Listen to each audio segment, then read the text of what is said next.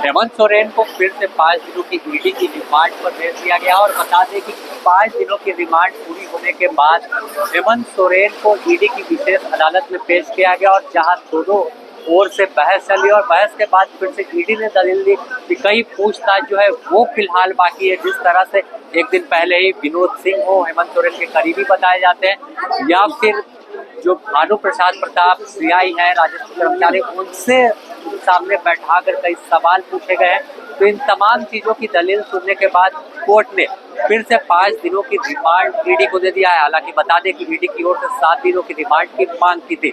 आपको सुनाते हैं कि क्या कुछ कहा सुनवाई पूरी होने के बाद अधिवक्ता ने। ईडी के द्वारा 7 दिन का रिमांड की मांग की गई थी, तो कोर्ट में आज बहस के दरमियान ये बातें आई है कि 5 दिन के लिए रिमांड कोर्ट के ऑर्डर में आया है कि 5 दिन के रिमांड देने की बात।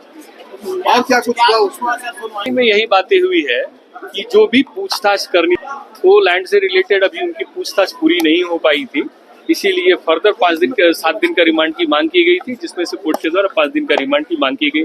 और एक नई बात ये आई है कि विनोद सिंह जो थे उनसे कुछ चैटिंग इनकी हुई थी, उस चैटिंग के रिगार्डिंग भी कुछ पूछताछ करनी है। इसी बात को लेकर फर्दर रिमांड की मांग की। ईडी की तरफ से ये बातें रखी गई, हेमंत सोरेन की तरफ से क्या कुछ बातें रखी गई? यही हेमंत सोरेन साहब की तरफ से उनके जो अधिवक्ता जो है उनके द्वारा ये बात रखी गई। तो साफ है कि जिस तरह से अधिवक्ता ने बताया कि जो विनोद सिंह से चैटिंग को लेकर कुछ क्लू ईडी को हाथ लगे, इसके अलावा कई जमीन से जुड़े दस्तावेज और चीजें उनके पास है जिसे लेकर लगातार पूछताछ की जा रही है। और पूछताछ को आगे बढ़ाने के लिए जांच कैसे पूरी तरह से पूरी हो उसे लेकर जो तमाम चीजें हैं वो ईडी की ओर से पेश की गई और ईडी की ओर से साफ कहा गया है कि कई अभी लंबी पूछताछ जो है वो बाकी है और यही कारण है कि 5 दिनों की कोर्ट की ओर से रिमांड ईडी को दिया गया है।